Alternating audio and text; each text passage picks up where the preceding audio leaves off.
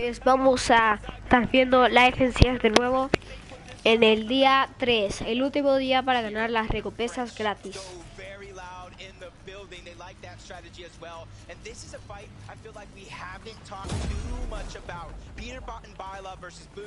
Voy a estar en la bóveda.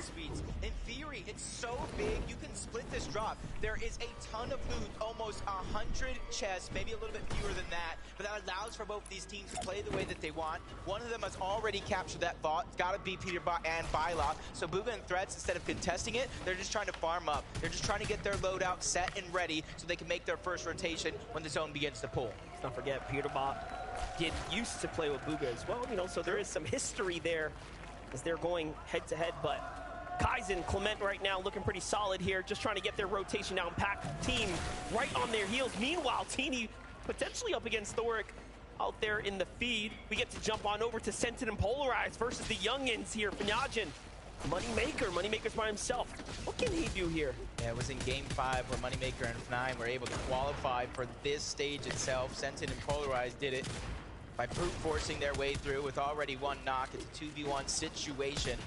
They're just trying to regain as much real estate as possible. All those pieces are theirs, and Moneymaker's doing what he can to bob and weave in and out of these covers, but his back is up against the wall. He's getting trapped little by little. The first elimination is going to be cleaned up, and they finally get the second. Buena, le dio escopetazo. Polarize and Sentin make a statement at their drop. Explosive, quick, easy, and trapped, put down. Well played for Sentin and Polarize there. They're going to be happy about that. Threats lingering everywhere, though. How is this still happening? There are more fights happening. It's Muzz and Paper. This time, onto the Brazilian duo. Yep. Muzz, a duo region champion from both OCE and NA, teaming up with Paper. Paper's probably a very, very aggressive player. He knows how to play smart as well, just a full-on balanced play style. They switched up their drop spot from Breakwater Bay. They wanted to be uncontested, but quickly find themselves in yet another fight. But you see all these teams in the minimap, they're converging on their location because they want to try to get that free surge of what they think it is. No one wants to fall behind, but now we get to look at Teeny and Misha jumping inside. This is how Thoric was taken down there. Thoric and Bolts have a difficult task in front of them now that they have Misha and Teeny. And that's the first time we've actually seen them find early success. They were contested in those other brackets, as we saw throughout the weekend. Yeah, in upper bracket 1, they went ahead towards the north side of the map. They tried to go against Baka and Pars. They got pushed off, then they went into their bag of tricks. They did exactly what they did to qualify up until this point, and those tricks will continue.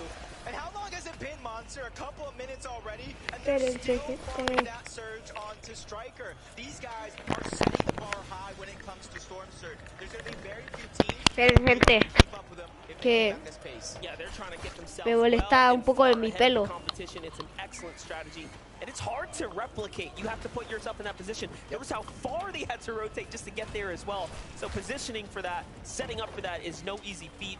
You have to respect it, but this is high-level Fortnite. Here we go, though. First dash, Tayson. Big fight here. Chicho and Trulex on the other side of the Slappy Shores. Already gonna need a move here shortly, but Metal gotta cap out first. Yeah, and this was another drop, or at least the south side of Slappy that was contested. Trulex and Chicho versus Quanti and TK. Either Quanti and TK rotated out fast, or they got dropped off very, very quickly by Trulex and Chicho.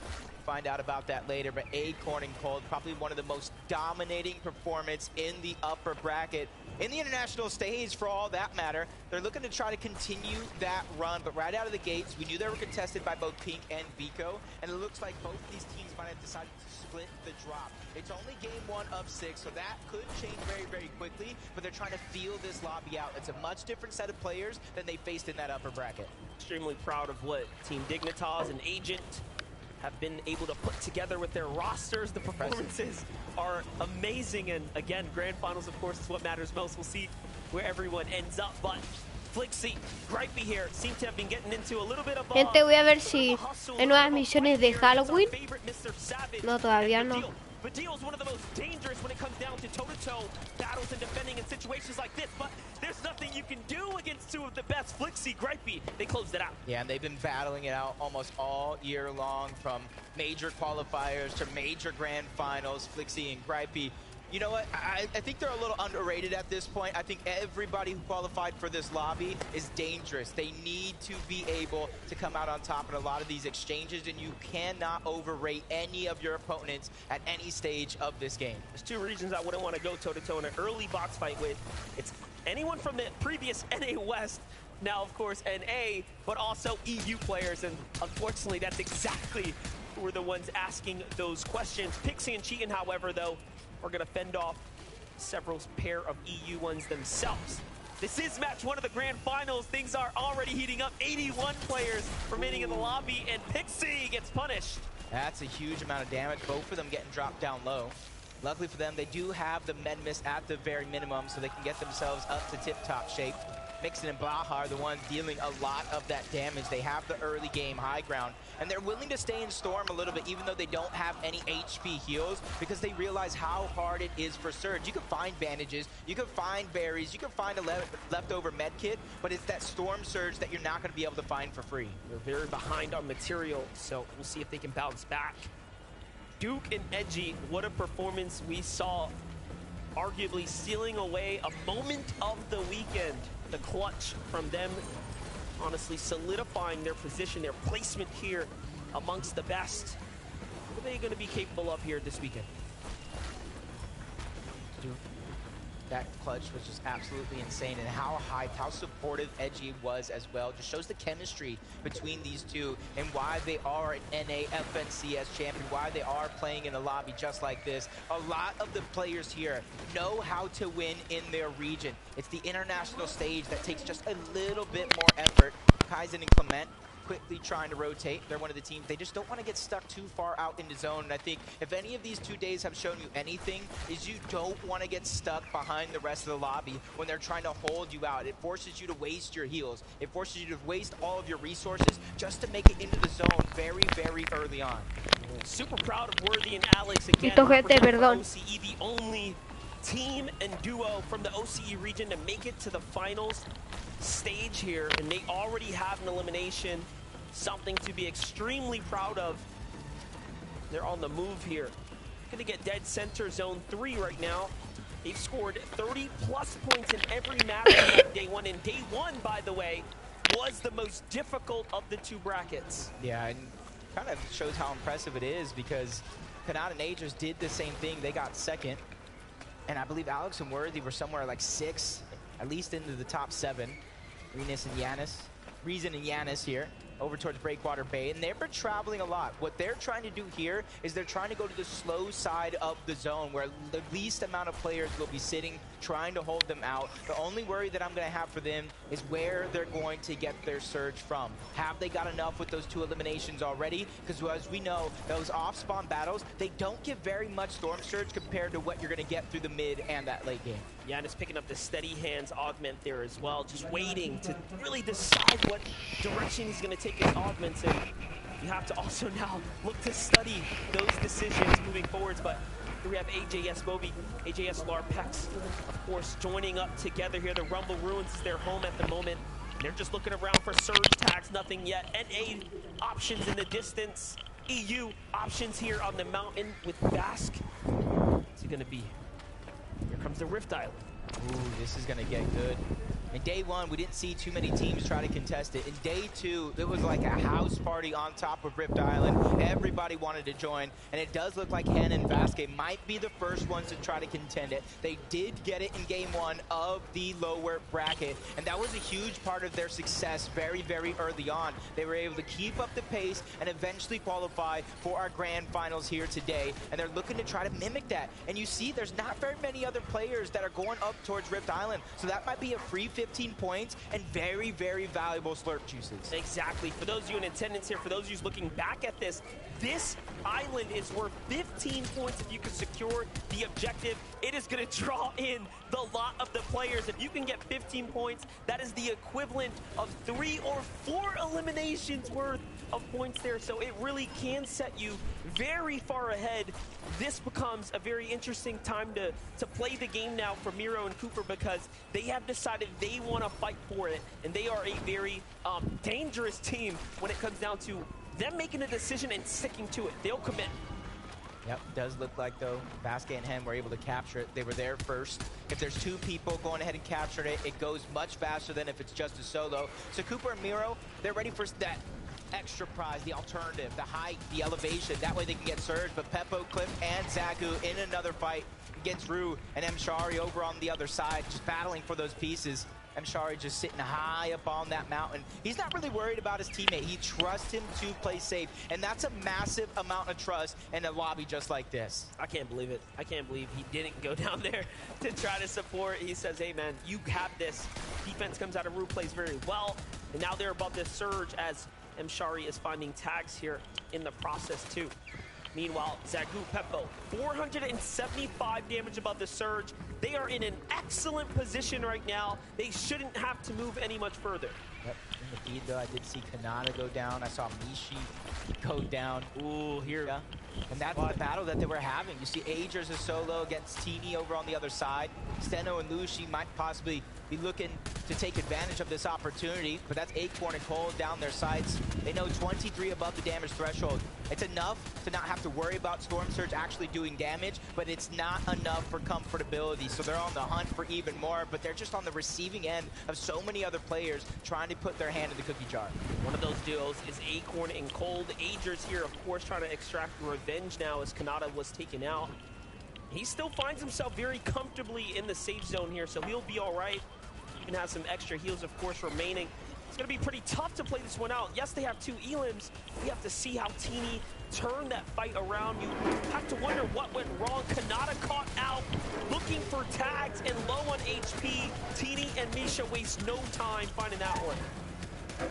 Immediately, and they are well above the damage threshold as well, giving themselves a good and early start. But Queasy and Veno, they know how to play almost every facet of the game, early, mid, and late. They made some quick rotations over towards Kenjutsu Crossing, and they're probably one of the most deep teams that land on that side of the map. They're over towards Shattered Slabs now, 193 above the damage threshold, and you can see that they're not necessarily going over towards Rift Island because they know in these next couple of zones, it's going to pull away from Rift Island. So they don't want to get too close, then have to rotate far if it does pull max. You know what? We haven't seen a zone like this. Hard west, full west, right? Really giving teams on this side an opportunity to have the advantage and start off strong. Momentum is everything.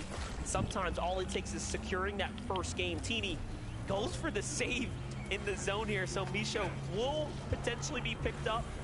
Possibly we'll be able to situate and get back into this, but not crossing my fingers here. It's a very difficult thing to bounce back when you start off with nothing. Yeah, and they're just outside of that Rift Island position where the majority of the lobby already is. So they're just going to have to figure out what they're going to do to rotate, because going straight in is going to cause for some dangerous situations for them to try to survive. So they need to be looking for some heals, so that way they can go the long way around, find some safety, and just simply get into the zone. But Pink and Vico here, you can see the split. We talked about a contested drop, but they actually choose to go their separate ways. They're 225 above the damage threshold, and they're looking safe for now. They're trying to figure out what their rotation is going to be. It is a pretty far rotation, but not too far from some of the other players here in this lobby. The first knock is going to get cleaned up. Steno is there by himself. You can see they're not getting greedy. They're not just trying to bulldoze for it and try to grab that loot. They're just saying, hey, let's just grab the Surge. That is going to be enough, but they get aggressed on momentarily. That was bold to try to make magic happen, but he goes out like a light. That's crazy. He tried to time that, and it just backfired completely as another team also started to look inwards, and they pick up a set of eliminations there. What a huge point swing for Pink and Vico there. Meanwhile, in the feed, Peterbot down, Bugha down, Trulex. So many exchanges here to catch up on, and the landscape is changing right before our eyes. Even Pink in the feed getting Steno as well. Him and Lushi look like they probably went down. That was 3 straight eliminations on that side of the map. Yeah. Threats being a solo, though, I'm not really worried about Threats being a solo because he clutched up big for their qualification spot. He got a second place. They had 9 eliminations as a duo. But now he has to do it with a Surge just hovering over his shoulders. A lot of players on the move right now. If you look at that right map, all of those arrows flying are teams trying to navigate their way to the new zone. You do have to be very cautious. Take a look though. Rise tries to go in with a hero's play here, finds Cold, but Acorn is there to back him up. But Rise slips out of there without getting taken down, so he finds Cold and gets right on out. I feel like that was perfect timing with Acorn Wow. trying to plan an escape. And they just bulldozed their way right in. You can see why. Barely being 118 above the damage threshold. At that stage of the game, they were probably below. So they needed to go ahead and pad that stat. Now they have Cammy and Seti in their lines of sights. They don't have to move far. They got the half and half zone. So for them, it's just a sit and wait scenario that allows them to be consistent. But there's so many superstars around them. I already Que mentioned gente, Cammy, Seti, Queasy, and Vino are to their espero right. que sea So this is a la dangerous última. area of the map to be in. La, I think it's a little more safer than all those que players just termine, to go outside si no zone. todos Looking se pretty dicey matan. right now for sure, but if you're Yamzo Rise, you're pretty happy that there's not that much going on around you. They can kind of determine who they're going to battle next. Alex and Worthy also comfortably positioned at the safe zone here. Let's jump on over to Seti and Cammy. 2 eliminations so far from the start.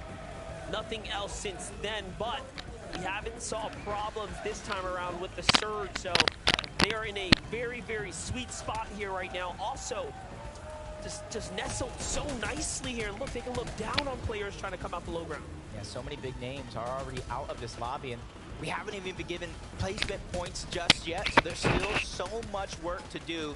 We can't get behind that curve as Cammy and Seti feeling like they're comfortable in their position for now, waiting for all those players to try to rotate in.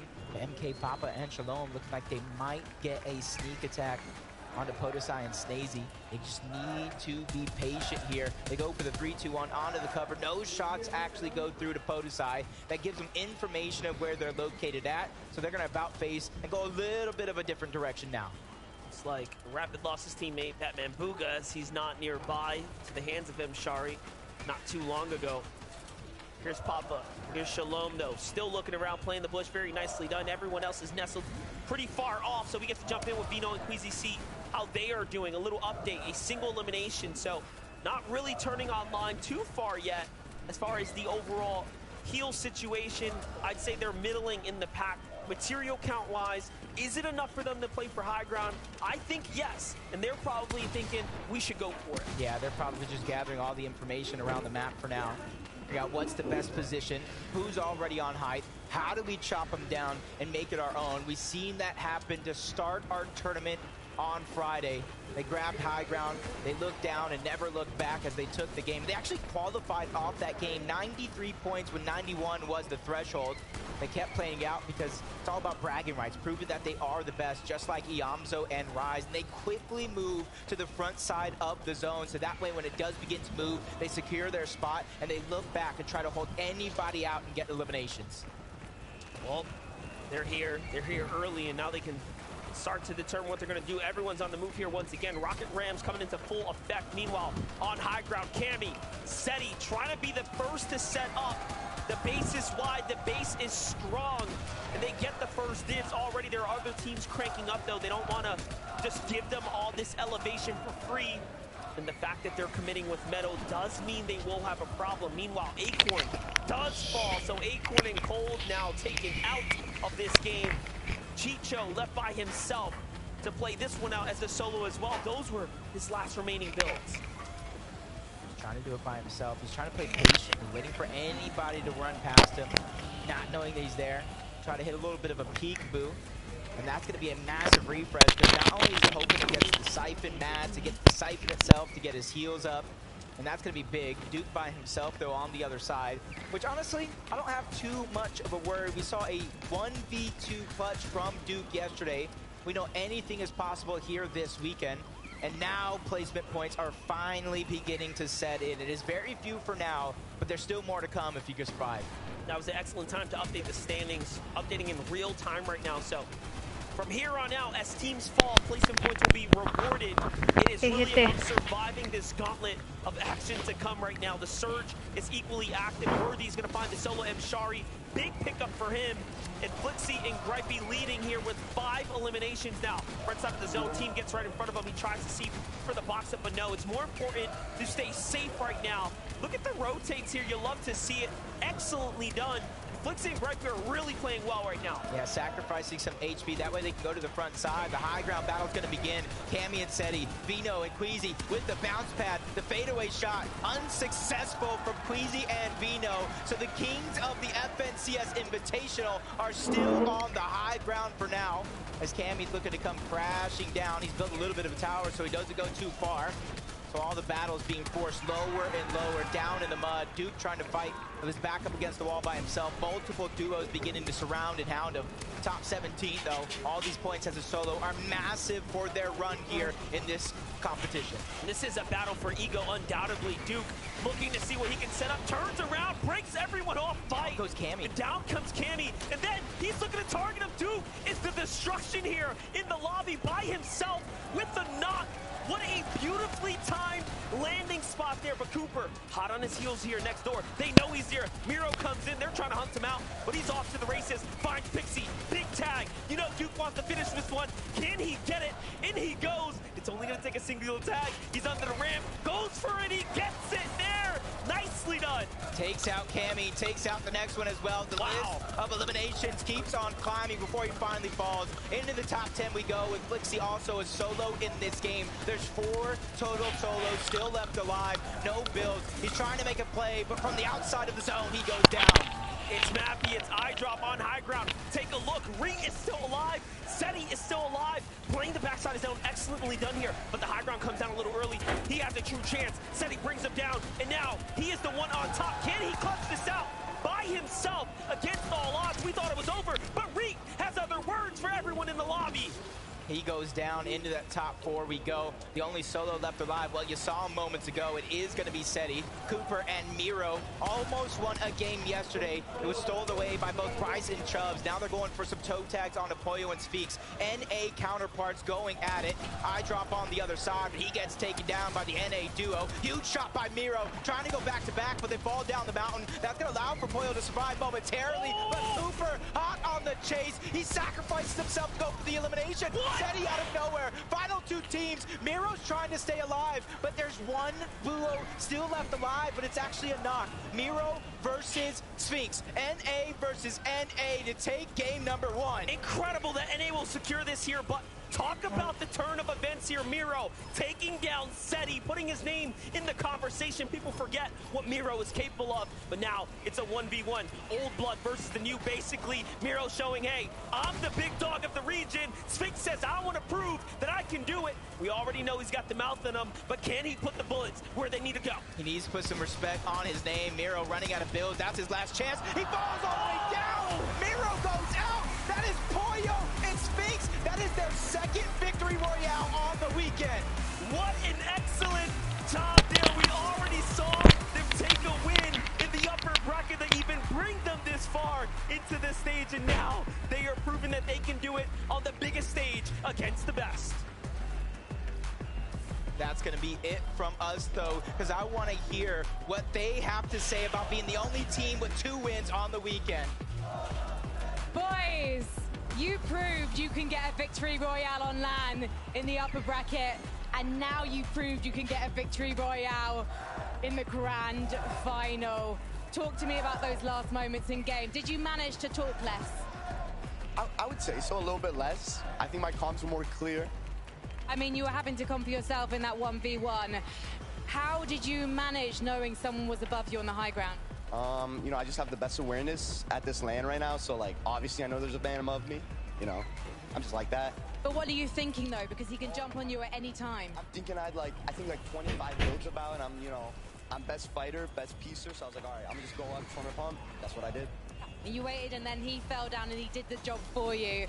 Poyo, what was it like starting out today with this man? I was dead. I didn't really do much that game, so he actually went crazy there.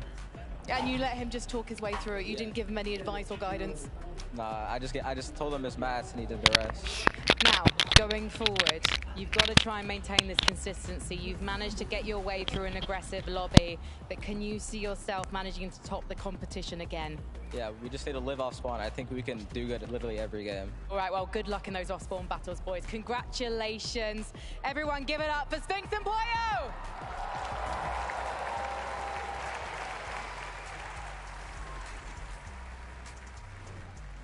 Poyo and Sphinx looking to set the tone on the day. If there's anything I learned from game number 1, these next couple games are going to be chaos. I mean, that game was pretty much everything that we wanted, right? We saw the matchups happen towards that end game that we really wanted to see, but it was the clutches, right? We always talk about being on the global stage. It requires you to go ahead and clutch up when it requires, and honestly, Sphinx right here, this shot on the Cooper, this was the one that sealed the deal. Yeah, that changed the tempo of the end game completely. From that moment onwards, it's like he said, he's just like that, you know? He's going to go through and win the whole thing.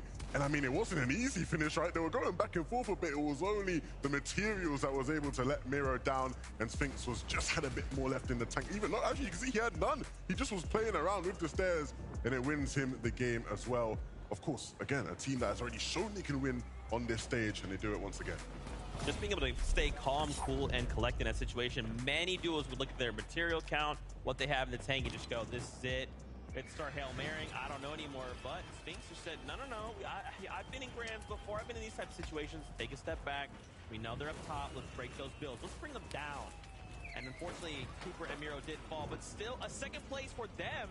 I mean, starting the day with 84 points, that's pretty good. That's not bad at all. But look, Poyo and Sphinx up above 89. I know their parents are out here to support them as well. When I actually flew into Copenhagen for this event, I was in the airport with Poyo's dad, and he was like, good luck to everyone, but my son's going to win. I want my son to win, a supportive parent, as you always love to see. And right now, I'm sure he will be beaming from ear to ear to see his son sitting in first place. Absolutely incredible game number 1. But listen, we got to talk about some of those higher profile duos. Of course, Cammy and Seti coming in 3rd place. The all-spawn wasn't what we expected. I mean, it wasn't, right? But they did so well, right? We tuned into them. We see them with 2 limbs, and I think everybody sort of knew what that meant. We weren't expecting Daedus and Stain to contest them. They had said they were going to land somewhere else a bit, right? But clearly a misdirect to try and fake them out. But Cammy and Seti were prepared. And in that endgame, Seti survived as a solo for so long. Which is very uncharacteristic for this duo. Actually, usually most of their points, a high percentage of them actually come from when they are a duo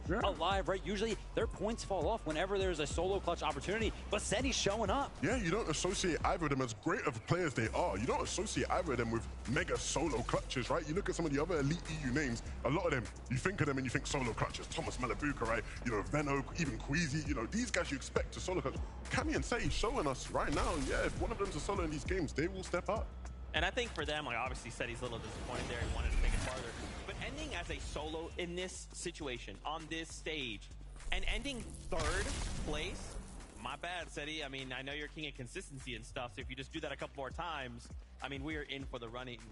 Queasy and Venno as well performing. I thought it was interesting. Like, I love seeing how all of these players in the lobby kind of act.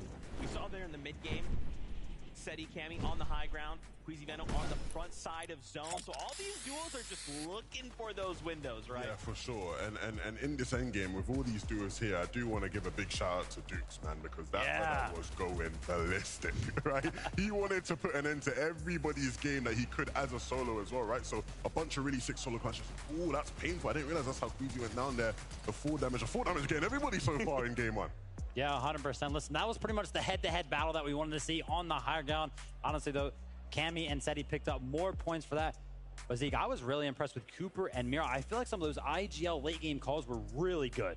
Yeah, super crispy stuff. And, I mean, when you think about their performance just this weekend alone, I mean, this is starting to look real good, right? I still think there is quite a bit of first-game jitters, right? Even coming from upper and lower bracket. The stakes were maybe a little bit different, right? Now you're saying, okay, we have 6 games to show up. The stadium is packed. Every single elimination that happens on that feed, the crowd is going crazy. That seems to be playing a bit of a factor right now. And so I feel like the players that can kind of hold on will kind of make it farther. Yeah, I mean, listen, it's all about, you know, soaking it all in. You really got to use the crowd to your advantage, right? Kind of play off of that, but then in those key moments, you really got to be good at blocking them out as well. I mean, one person that got to hit the crowd more than anybody else throughout that game would have been Thomas HD and Malabuka, right? You know, they went down Osborne. That was the first fight we saw, right? Up against Canada and Aegis, they went down not the way you want to start the competition, right? You want to get into the swing of things, especially with all the cheers Thomas and them were getting coming into things. Again, when you go back into that Osborne fight the next time round, how do you now come into it mentally? You don't want to have to sit there and watch the whole game all over again. Yeah, I wanted to highlight very quickly just a couple of these strategies where we've been talking about these secret pocket strats. Portisai, Snazy coming out with the, let's go ahead and take the kinetic rock all the way across the map. Let's take this body. Let's get Surge. Absolutely crazy. I do want to talk more about this, but I'm getting word. We are ready to get back into the action. We have game number 2 upon us. So casters, on over to you.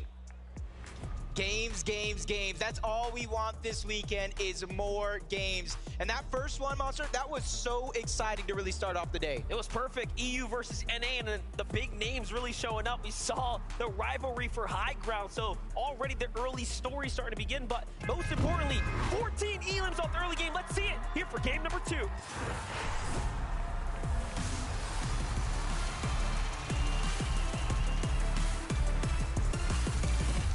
We're in it. We're here to win it all. A huge early game that was won by both Poyo and Spinx, and they carried it all the way to the end. I said they were the first team to get 2 this weekend. Will they be the first team to go back-to-back and get their 3rd victory royale on the weekend? Only time will tell for that one. But the rematch, probably everybody here in the arena wants to see. Thomas, Malibuca, Kanata, Agers, let's get it. Let's watch it. Spinx is going to be able to watch in the distance there too. So who's going to be the first to touch down? Who's going to be the first to land? Shots coming in this time. It's Malibuca who gets tagged. So does Agers. So both sides already. And Malibuca gets a weapon. He finds Agers with a huge tag. Kanata's already down. And they're finished. They're done.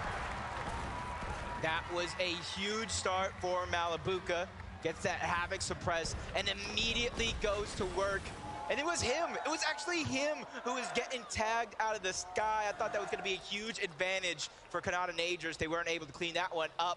And we saw the contested fight in the replay. The first game, Cammy and Seti get pushed off the actual barn. So it is going to start as a little bit of a split drop here over towards Frenzy Fields. It really shows us that they were caught off guard game 1 for the 50-50. Here's TK, here's Quanti over at the Slappy Shores. They are also contested down in this area by Tayson. And you can see that they just barely got away with it. Actually, it was Chicho and Trulex as well. Remember, there's like about 3 teams here, actually. Slappy Shores is just not big enough. Everybody's trying to go to the beach someday. But for now, the actual south side of Slappy is going to go to TK and Quanti. They have access to that vault. It isn't the most massive vault with Mythics, but you still are able to get a ton of loot. And Misha and Teeny doing it again. They switch up their drop spot once more.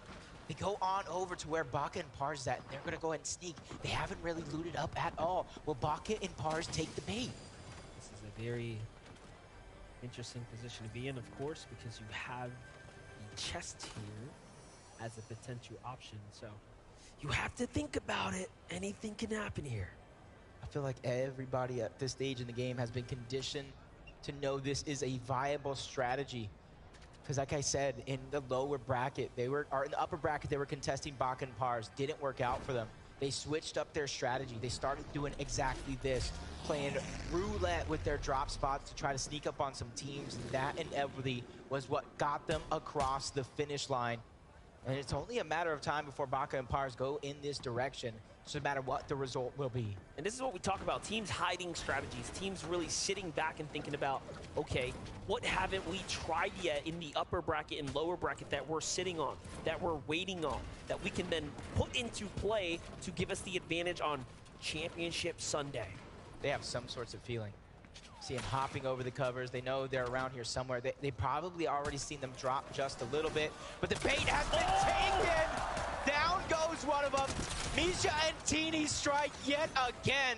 Now Pars is stuck by himself, and immediately you see him creating distance between him and his counterparts. He doesn't want to be the next one on their hit list. And we don't want to be the ones to give away the edge. So to keep it low, to keep quiet there was a tough one, but take a look at that. Misha and Teeny, 2 games in a row. Surprise, surprise. They have made so much adjustment from the upper bracket to today. It really has shown so far in the last 2 games, but now Teeny has to still close this out with Misha. Yeah, they went from 2 builds to 53 thanks to Baka and that elimination. Pars is trying to fight with his back up against the wall.